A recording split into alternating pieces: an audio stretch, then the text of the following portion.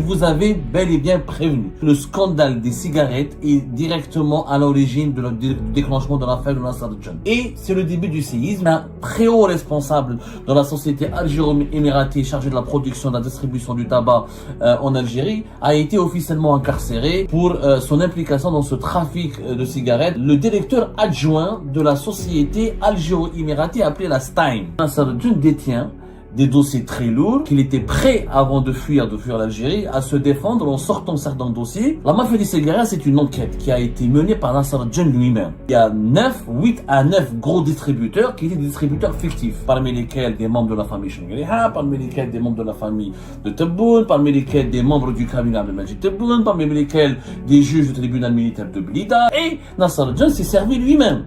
Donc, ils ont acheté le silence de Nasser Al-Jan. Des enjeux financiers qui sont énormes. Le trafic des cigarettes en Europe, ça rapporte des dizaines, voire une centaine de millions d'euros. Nasser Al-Jan a découvert la vérité, il a mené l'enquête, il a eu des noms, il a identifié les réseaux, il a les procédés à des arrestations. On lui a dit non, s'il te plaît, ça va toucher à des intérêts des décideurs qui sont puissants. On voulait l'emmerder, on l'a placé en résidence surveillée, on voulait le mettre en prison, on l'a placé en garde à vue, on l'a interrogé, on l'a auditionné. Toutes les anomalies, les illégalités, les irrégularités, lui, il était au courant de tout.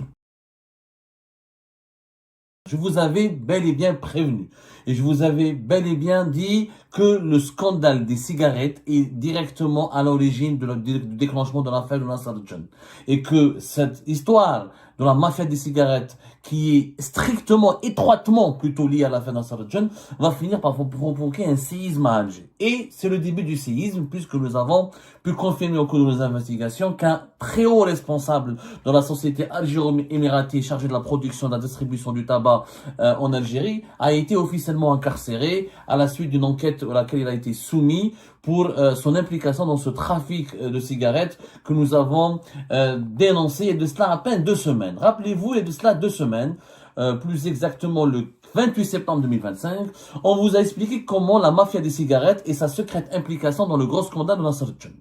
Et on vous a expliqué que l'affaire Nasser Al-Jan, l'un des dossiers qui allait être utilisé pour incarcérer, emprisonner Nasser Al-Jan et le neutraliser définitivement pour l'enterrer et s'assurer qu'il ne sera jamais un élément nuisible et menaçant pour le régime Chengriha Tebboune est l'affaire de la mafia des cigarettes. Plus exactement, pour être très précis, hier le 13 octobre 2025, le directeur adjoint de la société algéro-émiratée appelée la Stein. La Stein, c'est la société algéro-émiratée qui a été créée dès 2005 pour pouvoir, comment dirais-je, obtenir qui avait l'exclusivité pour la distribution, la production des cigarettes américaines. La Stein, on en a déjà parlé à 1000 reprises. La Société nationale des tabacs et des allumettes, c'est la SNTA. C'est elle qui a fait un partenariat important avec les Émiratis. Et à travers la Stein, ça a donné naissance à la Stein. Et son directeur adjoint, c'est monsieur Zahir Khellaf. Zahir Khellaf est un personnage très puissant et très influent en Algérie pendant de très nombreuses années. Il est le directeur adjoint de la Stein depuis pratiquement 15 ans. C'est en réalité le patron de l'industrie du tabac en Algérie, c'est Khellaf. Zahir Khellaf est par définition vraiment le patron de l'industrie. Il a toujours été directeur adjoint, le directeur général régulièrement c'était un Émirati, mais l'homme de terrain, celui qui gérait l'opérationnel, celui qui se chargeait de la gestion, celui qui était l'interlocuteur des autorités algériennes, c'était Zahir Khellaf. Un homme vraiment puissant. D'ailleurs, il était tellement puissant qu'il était rappelez-vous, on en a parlé, nous fait Algérie part sur on avait évoqué la figure d'un homme d'affaires qatari qui s'appelle émiraté, pardonnez-moi, qui s'appelait Cheikh Ahmed Hassan Abdul Qahir El-Shibani. C'est lui qui a lancé le projet de la société algéro-émiratée de promotion immobilière et la société algéro-émiratée de fabrication de tabac, la Stein, la société algéro-émiratée de fabrication de tabac. C'était un homme d'affaires puissant. On dit qu'il n'est pas émiraté à 100%, qu'il aurait des origines étrangères, yéménites par exemple, notamment, ça n'a jamais été prouvé. À l'époque de Bouteflika, le cheikh Chibani, qui logeait régulièrement au Sheraton d'Alger, était un très proche de Saïd Bouteflika et de Abdelaziz Bouteflika. Il avait ses entrées au palais présidentiel d'Al-Mouradia, et son homme de main, c'était Zahir Khalaf. Celui qui le conseillait, qui l'accompagnait, qui le guidait en Algérie, qui exécutait ses missions, qui faisait son agenda, qui organisait quelquefois ses rendez-vous. Quand on voulait à Alger, les personnes qui voulaient voir, ou qui voulaient régler un problème, ou qui voulaient exposer un problème, ou qui voulaient solliciter Cheikh Ahmed Hassan Abdul Qahir al-Shibani, il passait par Zahir Khalaf. Alors, Zahir Khalaf, il a été nommé lui-même par le Chibani comme étant le DG adjoint de Lastime, dès le début de l'aventure de Lastime. Je rappelle que Lastime a été créé au début des années 2000, que par la suite, dès 2005, elle a obtenu toutes les autorisations nécessaires pour commencer à produire alors qu'elle était au départ dans la distribution. Ensuite, elle a commencé à produire les cigarettes américaines, notamment de la marque du groupe Philip Morris, parce que tout simplement, elle avait réussi à avoir l'exclusivité du groupe Philip Morris pour distribuer en Algérie, ensuite fabriquer les cigarettes américaines Marlboro et LM. Et par la suite, durant de 2005 jusqu'à aujourd'hui, elle est devenue le leader du marché, puisqu'elle avait un partenariat exclusif avec la Syntea. Elle et la Syntea étaient donc, ils sont associés dans Lastime, et on va dire 80% du marché des cigarettes est détenu par les Émiratis à travers leur partenariat avec la Syntea, qui est devenue le groupe Madar. Je rappelle que groupe Madar, la Syntea est devenue le groupe Madar depuis 2016-2017. Auparavant, les Émiratis en 2016, ils ont créé une autre société qui s'appelle UTC, l'United Tobacco Company, qui elle a été créée en 2016, qui dispose de l'exclusivité de la commercialisation des marques de cigarettes produites en Algérie par la Syntea.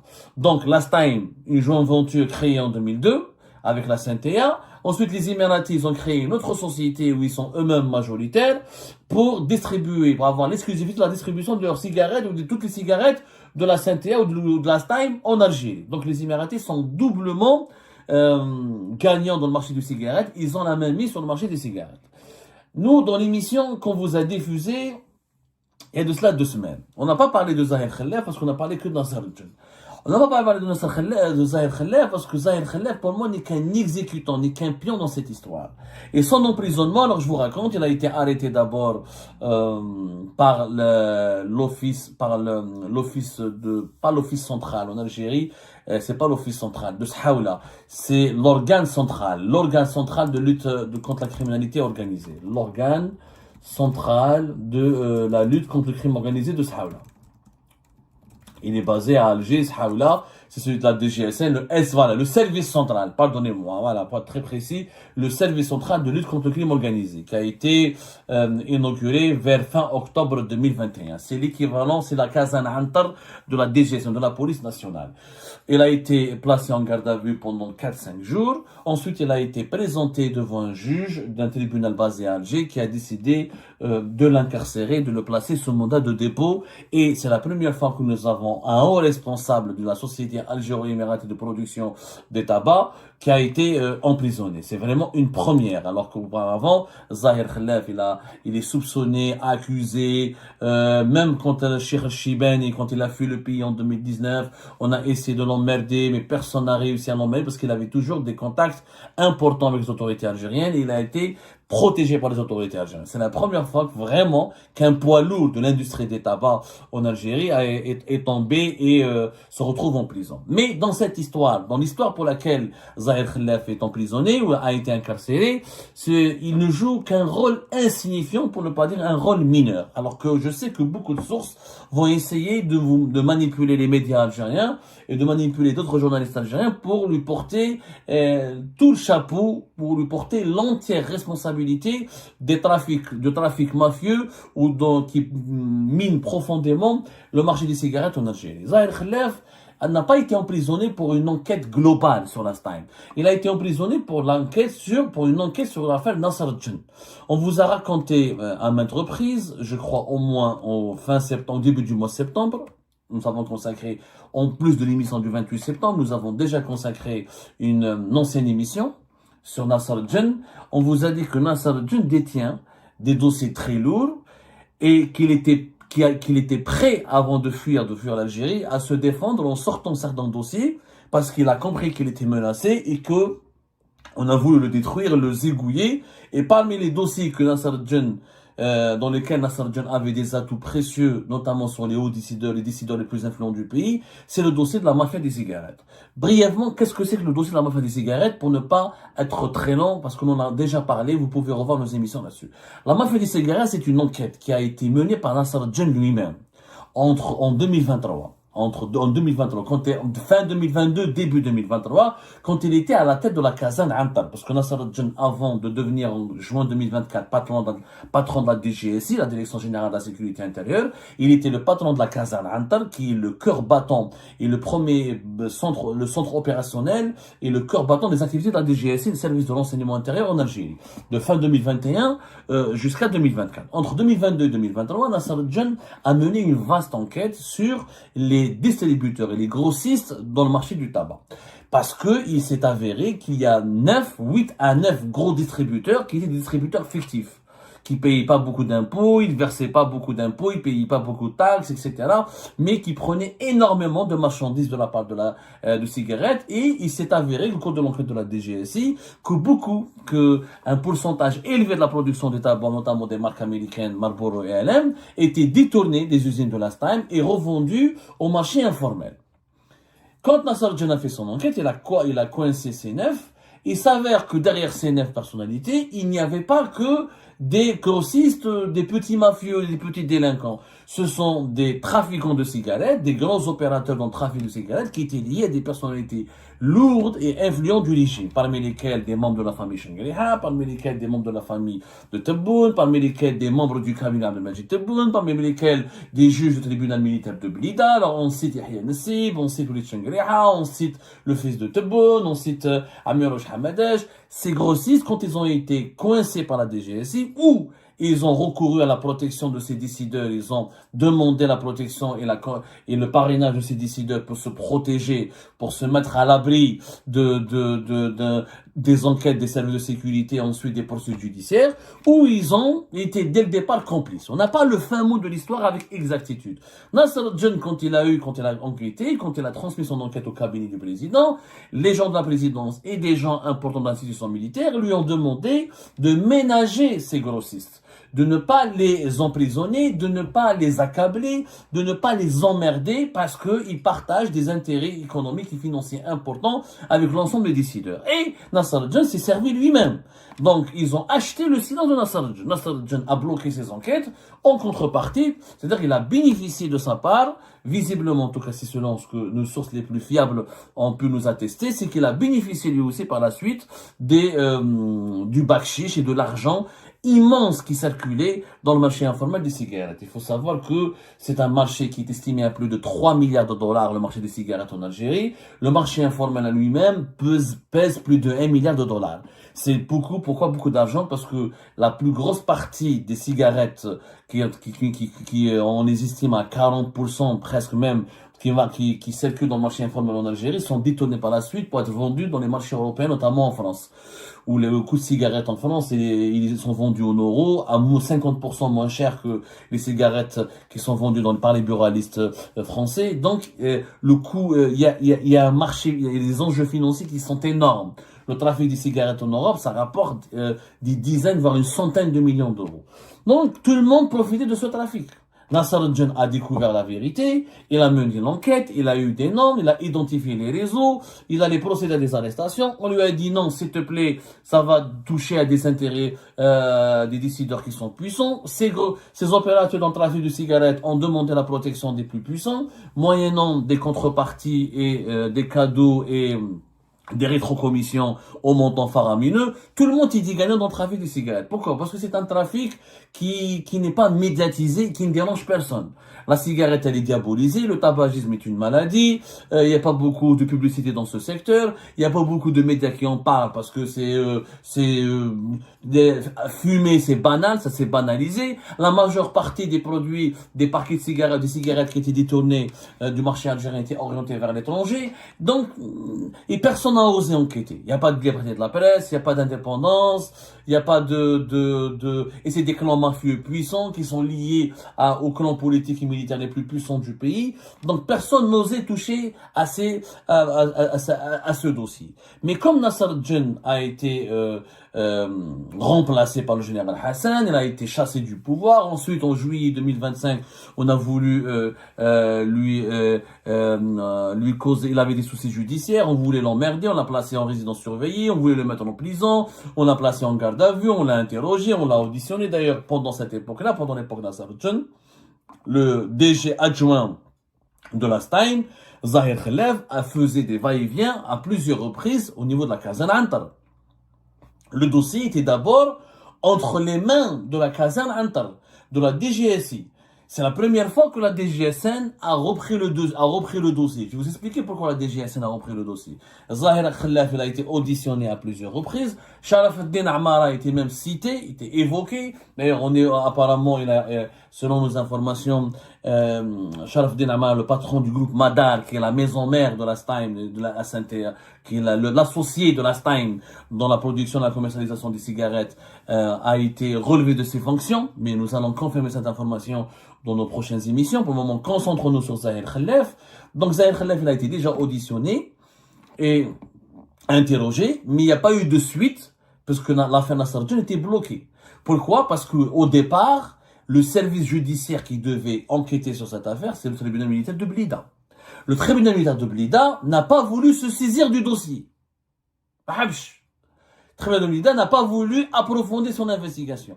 Il y a eu, on s'est juste contenté de placer Nasser Djen en résidence surveillée et le dossier a été mis en suspens. Pourquoi? Parce qu'au niveau du tribunal militaire de Blida et au sein de l'institution militaire, il y avait une farouche opposition une farouche opposition au projet d'emprisonner et d'incarcérer Nasser Djen. L'incarcération, l'emprisonnement de Nasser Djen suscitait un véritable malaise. Issa Echengriha a pris conscience de cela et Abdel Majid Tebboune ont pris conscience de cette vérité, de cette réalité.